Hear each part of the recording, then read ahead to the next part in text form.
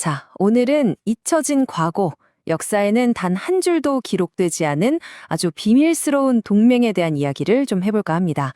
칼이 아니라 지성으로 거대한 제국에 맞섰던 세 나라의 이야기, 지금 바로 시작합니다. 시간은 서기 625년으로 거슬러 올라갑니다.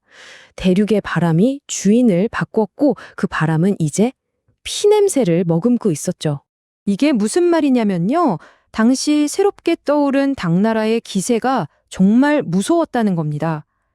그 팽창의 야욕은 거대한 해일처럼 동쪽으로 밀려오고 있었고 강대국이었던 고구려조차 앞날을 장담할 수 없는 그야말로 절체절명의 위기 시대였습니다. 그런데 말이죠. 이런 거대한 위협은 때로는 정말 상상도 못한 만남을 만들어내기도 하거든요. 모든 역사의 흐름을 뒤바꿀 수도 있는 은밀한 회동이 백제의 수도 사비성 가장 깊숙한 곳에서 열립니다. 백제의 무왕, 그리고 고구려에서 밀명을 받고 온 천문학자 을밀, 또 바다 건너 외에서 온 소가 가문의 사절 아메노까지 국경도 이해관계도 다른 세 나라를 대표하는 인물들이 지상의 빛 한 줌 닿지 않는 비밀 공간, 7년각에 모인 겁니다. 자, 이 세 사람이 모인 그 중심에 훗날 역사의 거대한 수수께끼로 남게 될 물건이 하나 놓여 있었습니다. 겉보기엔 그냥 칼 같았지만 그 안에는 세 나라의 운명이 걸려 있었죠. 바로 수백 년 동안 백제 왕실만이 비밀스럽게 지켜온 보물, 칠지도였습니다. 그런데 이게 정말 우리가 알던 것처럼 그냥 의식에나 쓰는 그런 칼이었을까요? 무왕은 마침내 그 진짜 정체를 드러냅니다. 이건요, 무기가 아니었어요. 말하자면 세 나라의 모든 지식을 실시간으로 연결하고 또 그걸 지키기 위해서 고대의 기술로 만든 일종의 시간의 안테나였던 거죠. 아니 그러면 이 놀라운 장치를 대체 왜 만들었을까요? 이 비밀 동맹의 진짜 목적은 뭐였을까요? 칠지도의 7개 가지가 그냥 멋으로 있는 게 아니었습니다. 각각의 가지가 평양의 천문학, 사비의 수리공학, 아스카의 해상 물류 같은 세 나라에 흩어져 있는 핵심 정보센터를 상징했던 거예요. 뭐랄까, 각각이 지식 서버 같은 거였죠. 무왕의 말처럼 이들의 목표는 군사력으로 싸우는 게 아니었습니다. 바로 지성의 보호막으로 자신들의 문명을 지키는 거였죠. 그러니까 칠지도는 이 거대한 지식 네트워크를 하나로 묶는, 요즘 말로 하면 CPU, 중앙 처리 장치 같은 역할을 했던 겁니다.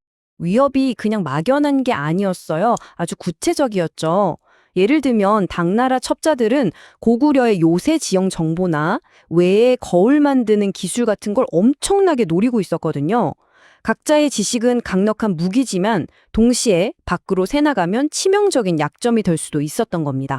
바로 이 지점에서 땅은 달라도 지식은 하나로 묶는 이른바 지성적 혈맹이 맺어지는 겁니다. 서로의 약점은 감싸주고 강점은 합쳐서 극대화하는 운명 공동체가 되기로 맹세한 거죠.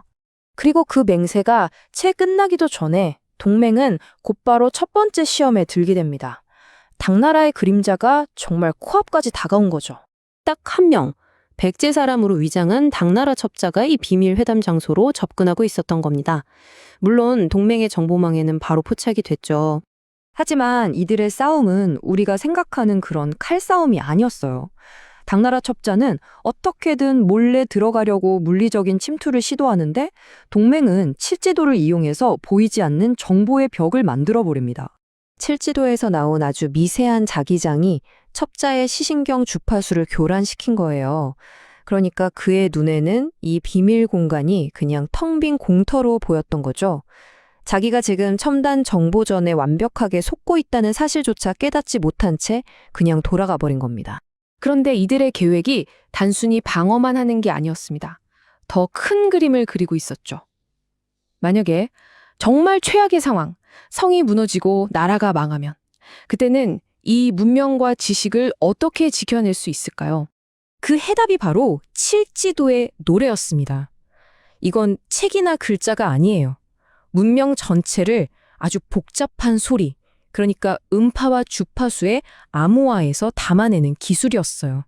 그 누구도 파괴할 수 없게요. 이 노래 안에는 정말 모든 게 다 들어있었어요. 당나라가 쳐들어왔을 때의 후퇴 경로나 중요한 지식들을 바다 건너로 옮기는 비밀 작전, 심지어는 나중에 문명을 다시 일으킬 사람에 대한 예언 같은 것까지요. 말 그대로 생존에 필요한 모든 데이터가 담긴 거죠. 무엉의 말 그대로였어요. 이건 절대 파괴할 수 없는 지식의 타임캡슐이었던 겁니다. 적들이 성을 무너뜨리고 책을 다 불태워도 공기 중에 떠다니는 이 노래, 이 주파수까지 없앨 순 없으니까요. 이게 바로 그들이 진짜로 꿈꿨던 연대였던 겁니다. 국경도 다르고 쓰는 말도 달랐지만 세 나라는 사실상 하나의 거대한 뇌를 공유하는 그런 위대한 지적 공동체였던 셈이죠. 서기 625년 그날 밤 칠지도의 노래는 사비성 지하에서 세상으로 퍼져나갔습니다. 역사에는 한 줄도 기록되지 않은 이 맹약. 어쩌면 그 지성의 주파수는 1000년이 넘는 시간을 훌쩍 뛰어넘어서 지금 이 순간 우리에게도 닿고 있는 건 아닐까요?